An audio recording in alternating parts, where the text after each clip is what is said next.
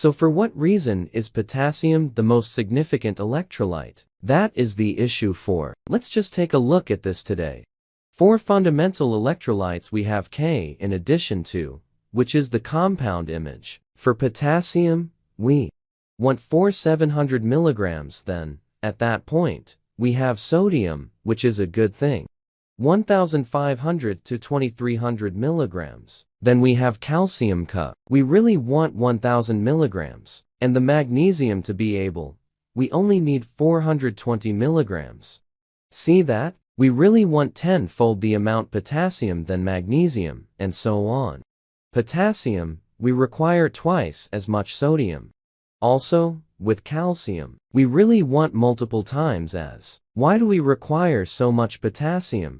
Well, above all else, what is an electrolyte? Electrolyte is an electrically charged mineral. When you take an electrolyte and you put it in water, it isolates and becomes conductive to power. So our electrolytes are used by the body for many things. 2. Assist with leading nerve driving forces to help you contract and loosen up. Muscles to aid in maintaining the body's pH and to assist with pushing liquid through the body. 30% of the total energy in our body comes from a tiny pump known as the potassium-sodium pump, but I have to say that the definition for siphon is somewhat not quite the same as the siphon that you presumably have down in your cellar as the sump. Siphon, this is an organic. It refers to the mechanism for development of electrolytes through the cell layer. Okay, so that is a bit unique in relation to simply a siphon pushing liquid someplace. So 30 of all the energy that you possess, whether digesting or thinking and so on, about a third of all the energy comes from the sodium-potassium pump. So what this is for, siphon is to essentially keep sodium out and keep potassium in. So it's keeping these two minerals isolated. Okay, that is the reason for this siphon. Whenever you have two distinct minerals which are electrically charged, another way, okay, you build a battery. So with a battery, you have a positive, whereas a negative is that there is a difference in this electrical charge. And that permits for energy to be kept up with. For the reason for this siphon is to keep up with energy for your cells, so they can basically batteries. What's more, the battery is there to help stimulate the nerves, which end up being associated with muscles. So it's enacting the muscles. You have electrical driving forces that are, in fact, changing the muscle mood. Then we really want energy to have the muscles contract and unwind and assist with controlling the pH of the body. And one of its purposes is to allow proteins to turn out. So, for instance, there are certain compounds that really work in various pHs. So, assuming that your stomach-related framework is some unacceptable pH, that compound won't work. We should take the stomach, for instance. Has this extremely effective protein compound called peptase, right? And that compound is enacted when the stomach arrives at a specific pH level. If that pH level is never reached by the stomach, then the enzyme never transforms actuated, and afterward, you don't process protein. So the pH is incredibly significant. Furthermore, the stomach is enormously subject to potassium for its pH and its capacity to process protein good. And afterward we have liquid balance. On the off chance that you need something more potassium, think about what your lower legs are going to balloon with liquid. At times when you see people walking around in sandals, have these spaces around the shoes where they have this puffy liquid, and I simply need to approach them also. Let them know. Simply take some potassium. All that liquid will totally disappear, most likely within the next few hours. But I to prevent myself from acting that way, since once in a while individuals think about that inconsiderate. Okay? So how does potassium respond? Well, it keeps us lively, okay? It gives us perseverance. At the point when we practice, assuming you're low in potassium, you cannot go as far when you work out. It additionally forestalls squeezing, like the cramps that you get in your calves or your feet right now. And it might also be magnesium. 2. Likewise, potassium is important to forestall arrhythmias. Alright, which is part of your heart's pacemaker. It additionally forestalls jerking, tremors, blockage. Since you have this, it's called peristalsis. This siphoning activity through your colon, which is controlled by the sensory system and the solid framework. So without potassium, you don't help. This siphoning activity through the colon, and things only sort of stay there. Likewise, potassium is important to forestall vascular calcification. Therefore, the requirement for potassium in the guideline of calcium. Now, without potassium you get sleep deprivation. You can't rest. So potassium is a physiological sedative. It loosens up the body a lot, like magnesium truly does. So we should simply say, for instance, you're lacking in potassium for reasons unknown. You're going to lay there on the pad and attempt to achieve sleep. But your heart will be beating faster. You will feel your muscles more tense. You won't have the option to get into that state of relaxation. Fine. The next thing is insulin opposition. I have a ton of videos about this. Potassium is necessary for insulin resistance opposition. As a matter of fact, in the event that you take a diabetic or a pre-diabetic or somebody with insulin obstruction, they're consistently lacking in potassium. So potassium will help your blood sugars. It will help decrease this insulin opposition, and insulin in the cell permits certain nutrients to enter and fuel to ensure whatever hinders this insulin function stops the ingestion of supplements and fuel into the cells, making this merely another motivation behind why potassium is significant in blood sugars. Now you too have so-called stored glucose glycogens, a line of glucose particles which likewise have with it a line of potassium atoms. So in request for glucose to be put away in the liver as well as the muscle, you require potassium, and you won't be able to. Glycogen is not as well stored. So if you don't store glycogen, the body then begins putting away more fat rather than accumulated sugar. And potassium is engaged with the variety of viewpoints of your blood sugars. When you go on the ketogenic diet, the necessity for this glycogen goes down, so you won't have to store as much glycogen. Exactly the same thing goes with when you do discontinuous fasting to avoid eating in order to. Body is then running on ketones. So because you are not running on glucose, try not to require as a lot of this, so this sort of disappears. So you're essentially consuming it, and it's not supplanted as much, particularly in your liver, after around 1 to 2 days. Thus, what happens is you will lose a part of glycogen glucose. Furthermore, you're likewise going to lose potassium. This is the reason when you start on the ketogenic diet, you really want to take I always suggest taking a potassium supplement. 1 in electrolytes, so you have all of them, not simply potassium. Good. The next thing that potassium does is it helps keep blood pressure down. If somebody has hypertension, the simplest thing to do is to increment their bodies, and the potassium generally will descend. The other reason of hypertension is low vitamin D, and afterward, a great deal of times individuals say, well, stand by a subsequent. I thought high blood pressure was brought about by high sodium. Okay, because you need sodium and potassium in the right proportions. Therefore, rather than lowering sodium by the manner in which you really want a specific measure of sodium, for a ton of motivations behind, what difference would it make? Increment potassium. Since, yes, you may have an excess of sodium, yet in actuality, you simply need more potassium to bargain with that sodium. So these individuals that are salt touchy for the most part are simply potassium lacking. Okay, and another normal fantasy that I've heard is that you would rather not take potassium since it's exceptionally harmful to the kidney. That is, in fact, false information. Potassium safeguards your kidneys, except if you have stage 5 kidney disappointment, in which case you need to stay away from many supplements.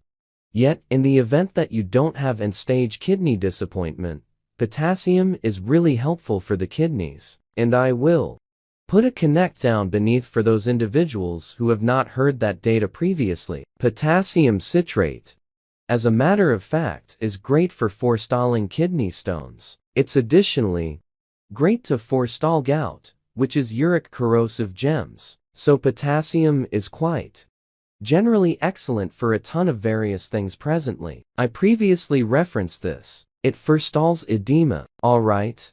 Enlarging. Assuming you have expanding most of the time, you have an imbalance of much sodium and insufficient potassium. At the point when you take adequate potassium, it resembles a diuretic. In the event that you have liquid maintenance, you will dispose of that abundance liquid good. I as of now mentioned that potassium works against sodium toxicity. Likewise, I previously referenced that it makes a difference. You make stomach corrosive, and I moreover referenced it forestalls gout. Since potassium citrate is basic, and on the off chance that you keep the pH correct, and prevent your pH from turn out to be too acidic, you will not have these uric corrosive precious stones emerging from arrangement, exasperating your huge toe joint. Okay, so presently, the question is the reason. Are we lacking in potassium? Well, the main explanation is in light of the eating regimen. The typical individual just consumes about a cup and a portion of vegetables each and every day. Okay, a cup. Furthermore, a half. Well, where in food would you get a ton of rich potassium? Bananas. Right. Well, in a banana, it's just 300 milligrams, which amounts to 700 milligrams.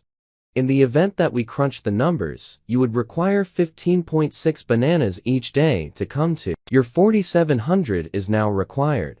The issue with bananas is they come with an excess of sugar, so bananas are not the ideal resource. The ideal resource would be salad greens. Alright, however, yes, you would require something like 7 to 10 cups to contribute to this sum. Yet, acknowledge. Additionally, other food will contribute, so it's not simply the serving of mixed greens. There's even potassium in certain things, like salmon, for instance. Also, there's potassium in nuts and seeds. What's more, nut margarines, as there's other wellsprings of potassium. However, the verdant greens contain a lot, and it's genuinely simple to eat large servings of mixed greens now. At the point when I say 1 cup, I'm discussing, like, a little modest bunch, which is like 1 ounce, which is equivalent to a bowl of salad.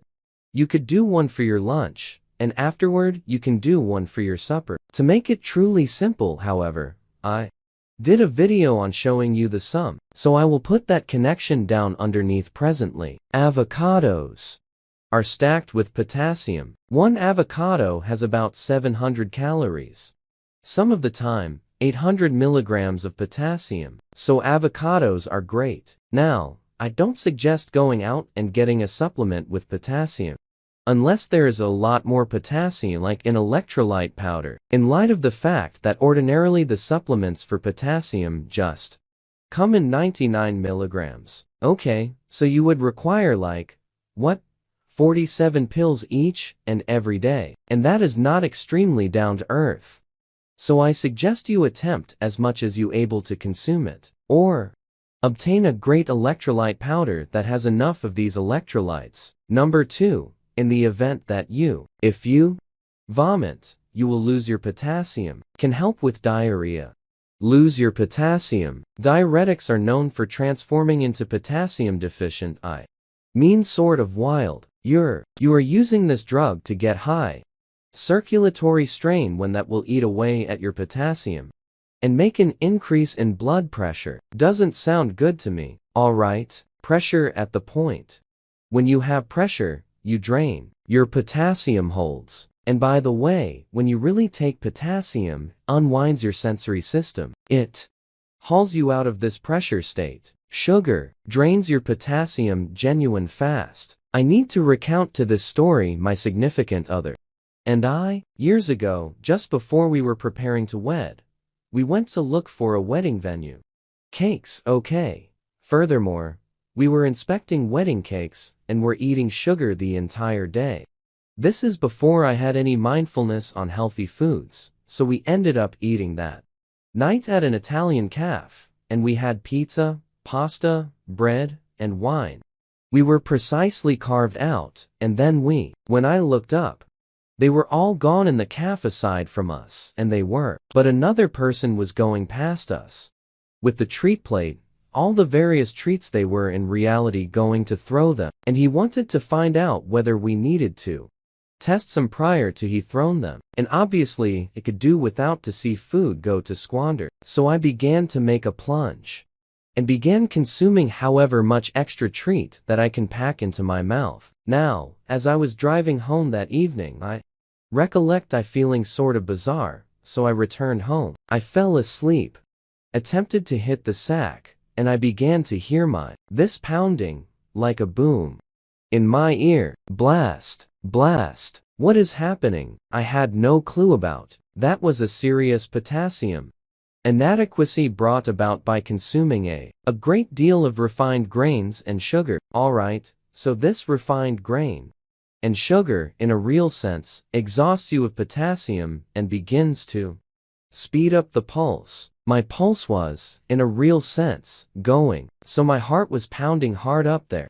Chest. Alright, I didn't rest one moment. If I would have understood what I know presently back then, I would have simply taken a few potassium or a substantial salad to attempt to replenish some of the potassium that was lost.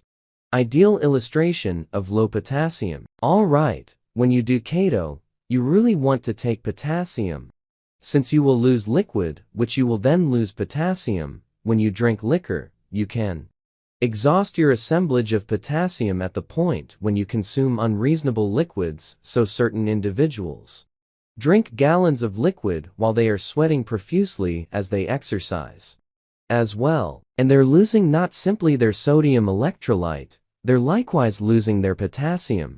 So they're going to turn out to be extremely dried out and feel unsteady and fragile. So when you consume large amounts of water to drink your electrolytes at a similar time, however, not simply potassium, sodium as well. Furthermore, reference this perspiring here. Satisfactory diabetics need or require more potassium, and they are frequently lacking in potassium as a result of insulin opposition thing, so potassium is extremely significant for diabetics in particular. However, they are merely retaining sodium like insane in liquid without the potassium. Okay, now we have to fast. The issue with fasting is now when you're fasting, particularly drawn-out fasting, you may not always be able to store a portion of these electrolytes for a long time frame. So assuming you're inadequate, you are aware if it is magnesium or potassium going into a quick, and you are not taking in any food. No electrolytes then, at that point, it's overstated. You can feel woozy, you could drop. So this is the reason when you quick, I suggest, okay, taking electrolytes now that you are familiar with potassium. How about we show you the video that I referenced about consuming sufficient serving of mixed greens? I put it right here. Look at it.